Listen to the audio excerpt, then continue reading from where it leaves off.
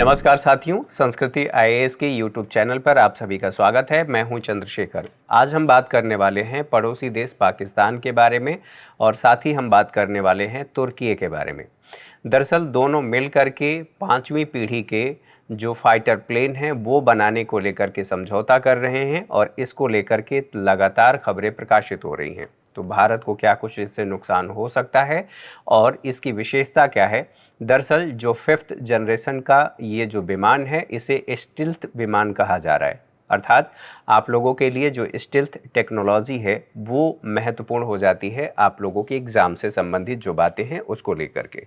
तो क्या कुछ खास बातें हैं इसको लेकर के समझते हैं। यहाँ पर देखिए, पाकिस्तान तुर्की संग बना रहा फाइटर प्लेन, ये खबरें प्रकाशित हुई हैं। यहाँ पर बिजनेस स्टैंडर्ड में ये खबर प्रकाशित हुई है, Pakistan Turkey collaborate to develop 5th generation fighter jet report. ये रिपोर्ट में ये बातें कही गई हैं।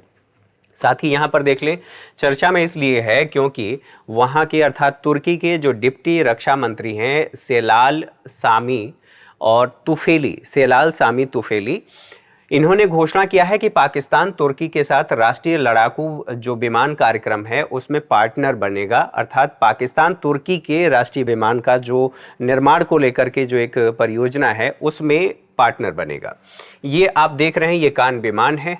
इसके साथ साथ यहाँ पर ध्यान ये रखना है, ये कहा गया है कि ये कहाँ पर उन्होंने बात कही है। दरअसल कराची में एक समारोह था, उसी समारोह को संबोधित करते हुए उन्होंने कहा है कि युद्धपोत लॉन्चिंग समारोह था और उनका ये कहना है कि तुर्की जो है लड़ाकू विमान प्रोग्राम की जानकारी दी और बताया कि इसमें पाकिस्तान को भी शामिल किया जा रहा है।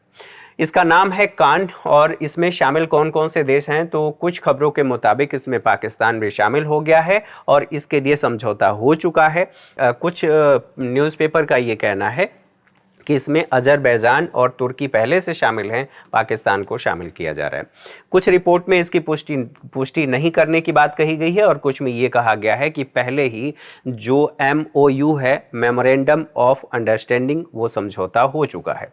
अब इसी से संबंधित जो बातें हैं उसको हमें ये ध्यान रखना है कि कौन सी कंपनी बना रही है। तो इसका नाम है तुर्की एरोस्पेस इंडस्ट्री, ये इसका लोगो आप देख सकते हैं। इसकी घोषणा ये है, इसका जो पहले समय निर्धारित किया गया था कि इस समय तक हम कान को बना लेंगे, उससे पहले अर्थात दिसंबर में ही ये कहा जा रहा है इस एजेंसी के द्वारा कि हम इसका उड़ान भरेंगे, अर्थात परीक्षण करेंगे।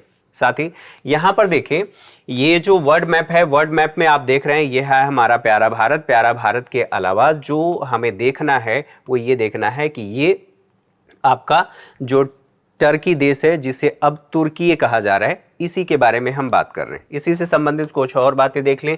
ये तुर्की है, तुर्की के जो आस पड़ोस के देश हैं उनको देख लेते हैं। यहाँ से शुरुआत करते हैं, ये है मैसेडोनिया। मैसेडोनिया के बाद ये बुल्गारिया, दोनों की सीमा इसे लगती है। साथ ही साथ अलग अलग जो देश हैं, अर्थात ये जो काला सागर है इनको ये स्पर्श करते हैं। इसकी सीमा को और कौन से देश स्पर्श करते हैं, तो इधर देखेंगे जॉर्जिया, यहाँ पर ये छोटा देश दिखाई दे रहा है अर्मेनिया। अर्मेनिया के बाद यहाँ पर जो लगातार विवादों में रहता है ये अजरबैजान है, हालांकि इसकी सीमा इससे नहीं लगती है। साथ ही यहाँ पर ईरान की बात करेंगे, ईरान के साथ साथ इराक है, इधर सीरिया है। इन देशों को आपने देख लिया, इसके आस पड़ोस के देशों को आपने देखा। अब इससे संबंधित जो बातें कही जा रही हैं कि इसकी विशेषता क्या है, तो लंबाई कहा गया है कि 21 मीटर है। इसकी जो स्पीड है, अधिकतम स्पीड, वह 1.8 मैक है। मैक विमानों की गति की बात की जा रही है। जब आप किलोमीटर की बात करेंगे तो 2222 किलोमीटर प्रति घंटे की रफ्तार से ये चल सकता है। इसमें डबल थ्रस्ट इंजन लगा है जो लगभग इतने किलोग्राम का एक इंजन है। डबल इंजन है। थ्रस्ट का मतलब ये है कि जब आप देखते हैं इसका पिछला हिस्सा, तो पिछला हिस्सा बहुत तेजी से वहाँ पर फ्यूल फेंकता है और जब वो फ्यूल बर्न होता है तो बर्न होने के साथ साथ यहाँ पर दबाव बनता है, अर्थात इधर क्रिया हो रही है और इसकी प्रतिक्रिया आप इधर की तरफ देखते हैं, अर्थात ये विमान को आगे की तरफ ले जाने का काम करता है। तो इसकी बात की जा रही है। यह पायलट के अनुकूल है, नई पीढ़ी के यहाँ पर बात की जा रही है। मिशन सिस्टम से लैस है। अब सवाल ये है कि मिशन सिस्टम क्या है। तो यहाँ पर ध्यान रखना है कि मिशन सिस्टम जो है यह एक संचार सिस्टम है। सूचनाओं का बहुत तेज़ी से ये आदान प्रदान करता है, न केवल आदान प्रदान करता है बल्कि ये सूचनाओं को गोपनीय बनाए रखने का काम करता है, ताकि यहाँ पर विमान में कोई भी व्यक्ति या जो कुछ भी इसमें चालक दल के सदस्य हों या फिर पायलट हों या जितने भी लोग हों, जितने भी कर्मचारी हों, उनके अलावा वो सूचना किसी दूसरे व्यक्ति के पास न जाए या दुश्मन देश के पास न जाए, जिससे विमान को क्षति पहुंचाया जा सकता है या उसके सिस्टम को या उसके लोकेशन या जो कुछ भी उससे संबंधित है नुकसान हो सकता है, उसको रोकने के लिए ये सिस्टम बनाया गया है। यहाँ पर नोटिस टू एयर मिशन भी इसे कहा जाता है। साथ ही साथ यहाँ पर इसलिए गोपनीय बनाया गया है कि किसी भी तरह की बाहरी गड़बड़ी को यहाँ पर रोका जा सके, उसकी संभावना बिल्कुल जीरो कर दिया जाए। ये कार्य इस तरह से करता है कि ये जो कंट्रोल टावर है, कंट्रोल टावर को बहुत तेज़ी से सूचना देता है और उस सूचना अर्थात कंट्रोल टावर से जो पायलट हैं और अन्य जो कर्मचारी हैं उनको जो ज़रूरी सूचनाएँ देनी होती हैं, उन सूचनाओं का आदान प्रदान तेज़ी से हो जाता है। साथ ही यह इस बात की जानकारी देने का काम करता है कि जिस क्षेत्र से ये विमान जा रहा है या प्लेन जा रहा है, क्या वहाँ पर मौसम कुछ ख़राब है, अगर ख़राब है तो उसकी जानकारी, अगर कोई बाधा आगे मार्ग में आने वाली है उस बाधा के बारे में जानकारी देता है। साथ ही साथ अगर ज्वालामुखी विस्फोट हो रहा है उसकी भी जानकारी देगा। अगर कोई देश आपकी लोकेशन को ध्यान में रख करके रॉकेट प्रक्षेपित कर रहा है तो उसकी भी जानकारी देता है ताकि इसकी सुरक्षा हो सके। यहाँ पर एआई सिस्टम लगा है, आर्टिफिशियल इंटेलिजेंस। साथ ही हथियार रखने के लिए जगह जेट के अंदर बनाया गया है। अब महत्वपूर्ण बात यह है कि ये जो आप देख रहे हैं, आप आगे देखेंगे तो यहाँ पर जो इसके डायने होते हैं या नीचे यहाँ पर जो रॉकेट प्रक्षेपित किया जाता है या छोड़ा जाता है वो यहाँ पर लगाया जाता है, बाहर के हिस्से में ये होता है। लेकिन इस विमान की खास बात ये है कि इसके अंदर लगाया गया है। आप ये देख रहे हैं, इससे संबंधित लगभग सभी बातें यहाँ पर बता दी गई हैं। अब इसकी वजह से, अंदर लगाने की वजह से इसकी मारक क्षमता ज़्यादा हो गई है। आप ये देख रहे हैं कि ये जो प्लेन है इसमें बाहर आपको दिखाई दे रहे हैं ये रॉकेट लगे हैं ये लॉन्च करने के लिए। अब ये कहीं भी अगर लगता है तो यहाँ से लॉन्च किया जा सकता है, लेकिन जो कान है उसमें इसके नीचे ये बिल्कुल पैक्ड है। यहाँ पर दिखाई नहीं दे रहा है कि रॉकेट कितने लगे हैं, लगाए गए भी हैं या नहीं लगाए गए हैं। तो ये कहा जा रहा है यह रिप्लेस करने के लिए बनाया गया है कि इसको हम इसके माध्यम से अर्थात कान के माध्यम से जो यूएसए का F-16 विमान है इसको रिप्लेस किया जा सकता है। सबसे महत्वपूर्ण बात यह है कि यह स्टील्थ टेक्नोलॉजी से लैस है। सवाल ये है कि स्टील्थ टेक्नोलॉजी हम किसको कह रहे हैं, ये कैसे काम करता है और इसकी विशेषता क्या है।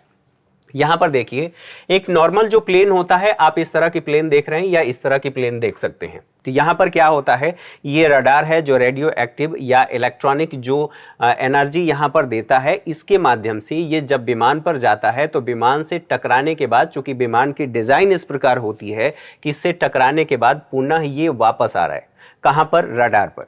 यहाँ पर देखिए, यहाँ से गया और यहाँ से टकराने के बाद विमान से पुनः रडार के पास वापस आया। और जब ऐसी स्थिति होगी तो रडार का जो ये स्क्रीन है इस पे शो करने लगता है कि यहाँ पर कोई ऑब्जेक्ट है, और उसके बाद ये रडार सूचना देकर के जो भी प्रतिरक्षा प्रणाली है उसके माध्यम से इसको गिराने का काम किया जा सकता है या पता लगाया जा सकता है कि यहाँ पर कोई ऑब्जेक्ट है। ठीक है, अब यहाँ जो बन रहा है ये काफ़ी बड़ा बन रहा है, जिससे पता लग रहा है कि ये स्वाभाविक सी बात है कि कोई विमान है, कोई पक्षी नहीं है। अब ऐसी स्थिति में क्या होगा, एक तो ये स्थिति आपने देख ली। दूसरी स्थिति में अब ये नॉर्मल विमान है, ये विमान आप देख सकते हैं। जो स्टील्थ टेक्नोलॉजी है उसमें क्या किया जाता है, सबसे महत्वपूर्ण बात यह है कि ये जो आप देख रहे हैं कार्बन फाइबर, इसके ऊपर कार्बन फाइबर लगा होता है, जिसकी वजह से यहाँ से जो भी ये वेव्स छोड़ी जा रही हैं ये या तो इसे डाइवर्ट कर देगा या तो इसे अवशोषित कर लेगा। अब डाइवर्ट करने के लिए इस विमान की डिज़ाइन ही इस तरह से की जाती है कि यह एज दिखाई देता है। एज अर्थात कोना, आप यहाँ पर देखेंगे ये एज दिखाई दे रहा है, ये एज दिखाई दे रहा है, यहाँ पर एज दिखाई दे रहा है। तो कुछ को ये क्या करेगा, जब यहाँ से रडार से ये किरणें आएंगी, इन किरणों को ये रिफ्लेक्ट कर देगा। रिफ्लेक्ट करने के साथ साथ, क्योंकि यहाँ पर एज बना हुआ है, इसके मुकाबले देखिए रिफ्लेक्ट कर देगा, और जो कुछ भी बचता है ये अवशोषित कर लेगा। तो यहाँ से जब इस तरह की क्रिया नहीं होगी, अर्थात रिफ्लेक्ट होकर के जाएगा नहीं, तो इस ऑब्जेक्ट का पता नहीं लग पाएगा कि यहाँ पर कोई ऑब्जेक्ट है। अब यही स्थिति यहाँ पर बहुत छोटा दिखेगा, अगर दिखेगा भी तो बहुत छोटा दिखेगा। तो इससे दुश्मन देश को या जो भी रडार है उसे ये पता चलेगा कि एक बहुत छोटा ऑब्जेक्ट है, अगर पता चल भी गया तो, जैसे चिड़िया हो सकती है, तो उसके बारे में वो अस्वस्थ हो सकता है या उसके खिलाफ कार्रवाई नहीं कर सकता। यहाँ पर हमने ये देख लिया कि इसकी बनावट ही ऐसी है इसके मुकाबले, जिससे ये अपनी स्थिति का पता नहीं लगने देगा और दुश्मन देश के ये रडार पर नहीं आएगा। तो ये आसानी से बच जाएगा और जो कुछ भी इसे कार्य करना है, अपनी गतिविधि संचालित करनी है, वो आसानी से संचालित कर लेगा।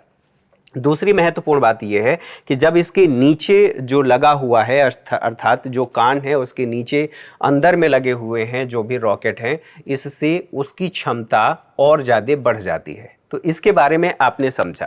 अब यहाँ पर बात ये होती है कि ये जो स्टेल्थ टेक्नोलॉजी है उसका लाभ क्या होगा।